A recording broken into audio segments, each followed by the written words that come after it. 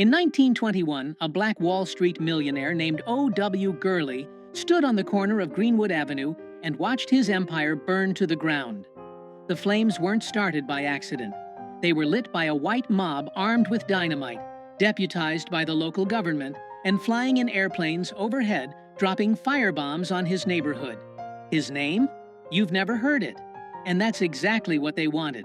Because if you knew there were black millionaires when your great-grandparents couldn't even vote, it would shatter everything you were taught about history. Let me show you 7 names they buried. Between the 1890s and 1930s, something extraordinary happened in America that your history textbooks conveniently forgot to mention. Despite living under Jim Crow laws, despite facing legalized terrorism and systemic oppression at every turn, black Americans built wealth that rivaled white elites. In places like Tulsa, Oklahoma, Durham, North Carolina, and throughout Mississippi, black entrepreneurs were creating banks, newspapers, oil companies, luxury hotels, and thriving business districts. They weren't just surviving, they were dominating. And that was the problem. Because here's what they don't want you to understand. Every single black millionaire was living, breathing proof that white supremacy's foundational lie was false. The entire system depended on convincing everyone that black people were naturally inferior, incapable of building wealth or contributing to civilization. But when Black Wall Street had more millionaires per capita than most white neighborhoods, when black women were out-earning white businessmen, when former slaves were becoming landowners and philanthropists within a single generation, that lie fell apart. So the system did what it always does when threatened. It responded with violence, with legislation, and most insidiously, with erasure. They burned the towns. They drove out the families. They stole the land. And then they wrote the history books as if none of it ever happened. Let's start with the woman who became so successful that white historians literally couldn't handle it. Madam C.J. Walker was born Sarah Breedlove in 1867 to parents who had been enslaved on a Louisiana plantation. She was orphaned by 7, married by 14, and widowed by 20 with a young daughter to feed. She worked as a washerwoman, making barely $1 a day, and she was losing her hair from the stress and the harsh chemicals in the hair products available to black women at the time. So she did what entrepreneurs do. She saw a problem and created a solution. Walker developed her own line of hair care products, specifically for black women, and built a door-to-door sales network that would make modern MLM companies look like lemonade stands. By 1910, she was employing thousands of black women across the country, giving them financial independence and purpose in an era when their options were domestic work or nothing. By 1919, she was worth over $1 million, making her America's first self-made female millionaire. Not the first black female millionaire. The first female millionaire, period. She bought a mansion in upstate New York, right next to John D. Rockefeller's estate, just to prove that black excellence belonged everywhere white wealth did. But here's what they did to her legacy. For decades, white historians either erased her completely or credited her success to everyone except her. They said her white lawyer really ran the business. They claimed she just got lucky.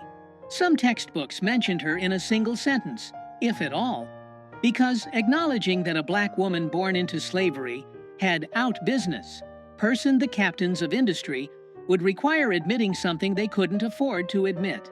And it gets worse, because while Walker was becoming famous, there was another black woman who was even richer, and history buried her so deep that most people have never heard her name at all. Annie Malone was born in 1869 in Illinois, orphaned as a child, and built a hair care empire called Poro that made Madam C.J. Walker's company look small. At her peak, Malone was worth an estimated $14 million. She employed 75,000 people worldwide. She owned an entire city block in St. Louis that housed her factory, a school, a theater, and apartments for her workers. Walker actually got her start as one of Malone's sales agents before striking out on her own. Malone was the blueprint, but Malone made a critical mistake. She was too generous. She gave millions to orphanages, funded black schools and colleges, supported civil rights organizations, and became one of the first black female philanthropists in American history. And when she went through a bitter divorce in the 1920s, her white lawyers and a racist court system systematically drained her fortune through legal fees and judgments that would never have been applied to a white businesswoman. By the time she died in 1957, most of her wealth was gone, and history had erased her name so thoroughly that the innovations she pioneered were credited to others. Two of the richest self-made women in American history, both black and for over a century, America pretended they didn't exist. Now let's go back to that burning street in Tulsa. O.W. Gurley was born in 1868, just 3 years after the end of slavery. He moved to Oklahoma during the land rush and used his savings to buy 40 acres in a section of Tulsa that would become known as Greenwood. He had a vision. He wanted to create a place where black people could build wealth without depending on white businesses that discriminated against them. So he sold lots exclusively to black buyers and opened a rooming house and a grocery store. Other black entrepreneurs followed, and within 2 decades, Greenwood had transformed into the wealthiest black community in America.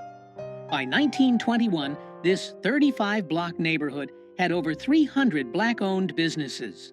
There were banks, hotels, movie theaters, law offices, doctor's offices, a hospital, a bus system, luxury cars on the streets, and multiple millionaires.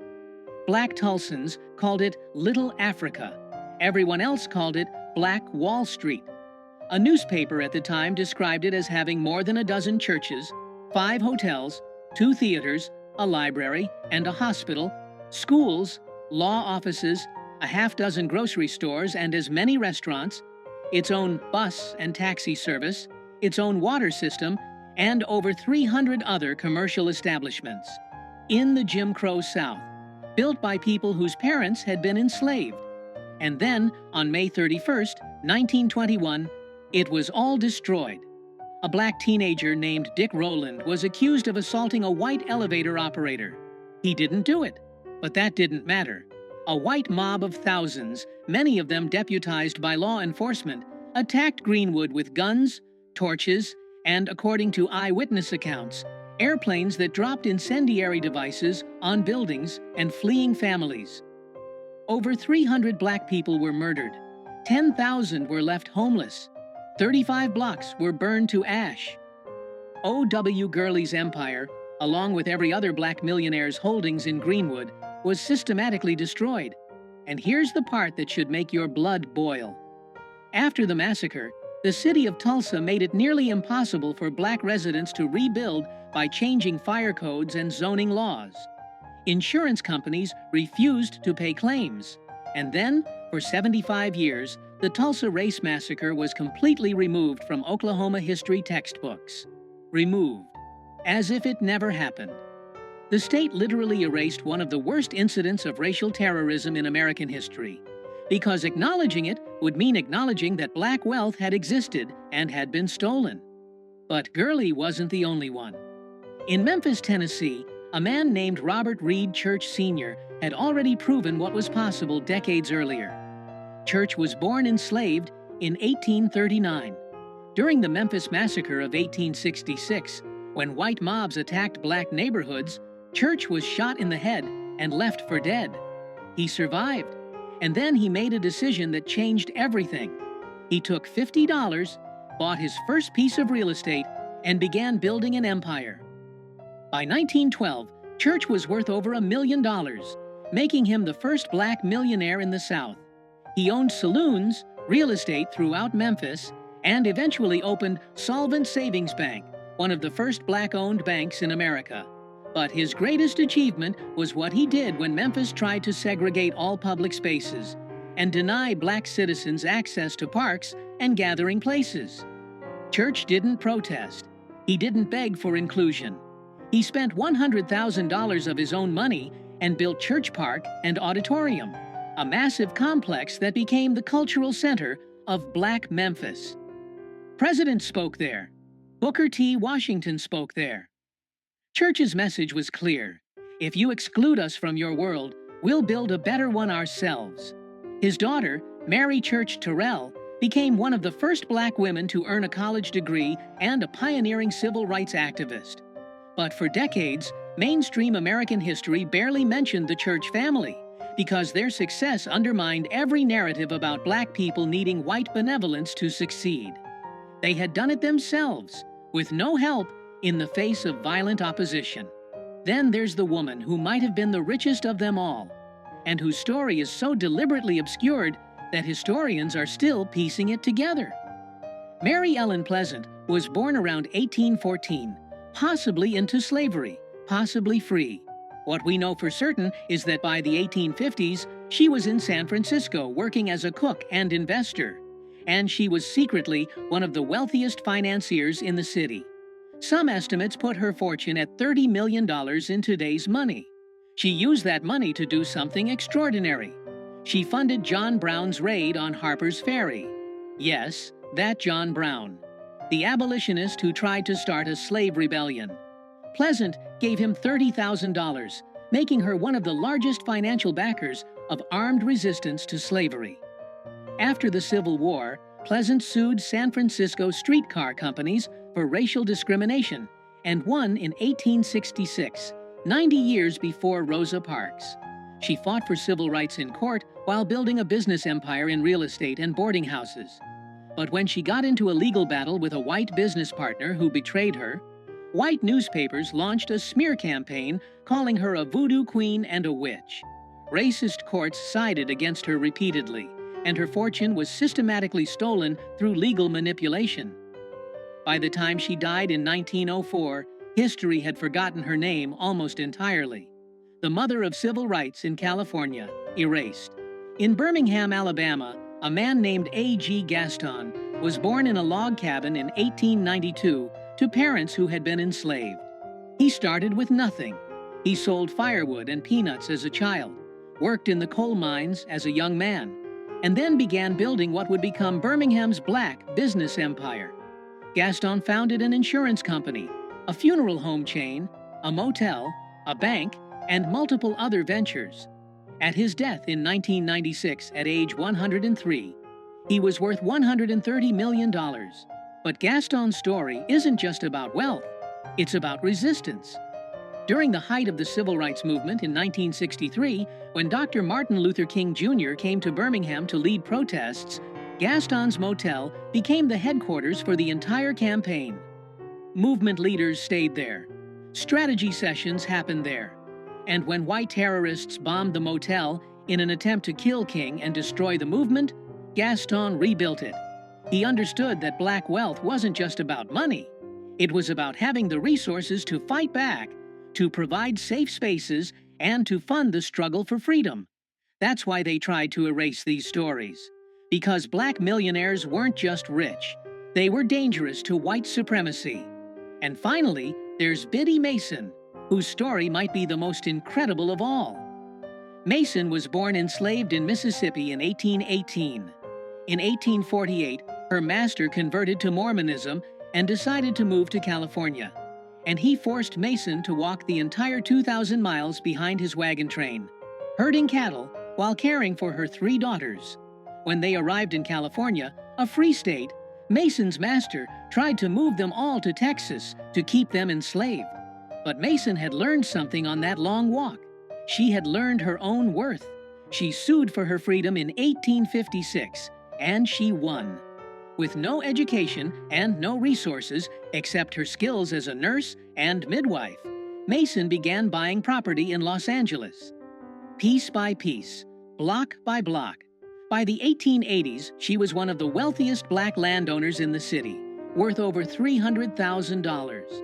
And like so many of these millionaires, she used that wealth to uplift her community. She paid property taxes for families about to lose their homes. She funded schools and churches. She visited prisoners and provided for the poor.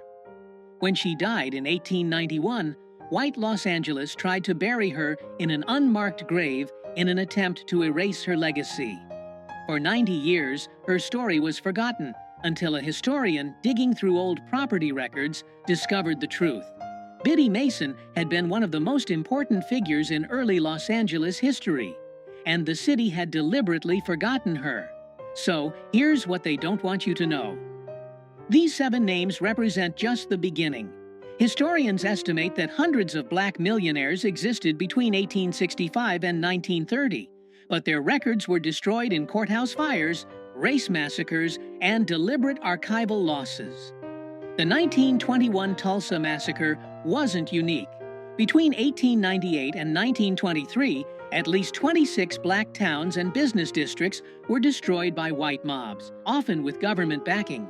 Rosewood, Florida; Wilmington, North Carolina; Elaine, Arkansas. Each time, the pattern was the same: burn the buildings, murder the resistors, steal the land, and then erase it from history. The system didn't just steal their wealth, it stole their proof of existence. Because if future generations knew that black Americans had built millionaires and empires despite slavery, despite Jim Crow, despite terrorism, then every excuse for the racial wealth gap would fall apart. People couldn't say black people just need to work harder when the evidence shows they did work harder and their work was literally burned to the ground. They couldn't claim black people have no history of business success when the evidence shows they built thriving business districts that were systematically destroyed. The erasure wasn't an accident. It was the policy. So why does this matter now? Because every time someone suggests that black Americans are responsible for their own poverty, they're repeating a lie built on mass graves and erased history books. Black Americans did build wealth. They built it against impossible odds. And when they succeeded, the system destroyed it and then pretended it never existed. The racial wealth gap isn't the result of lack of effort or ability. It's the result of domestic terrorism, legal theft, and historical erasure. Madam C.J. Walker, O.W. Gurley, Robert Reed Church, Mary Ellen Pleasant, Annie Malone, A. G. Gaston, Biddy Mason. Say their names, share their stories, learn about the hundreds more who were erased. Because the greatest threat to oppression has always been remembering what they tried to make us forget. These 7 people proved that black excellence isn't new. It's been here all along. They just burned the receipts and hoped you'd never ask questions. But now you know, and knowing changes everything.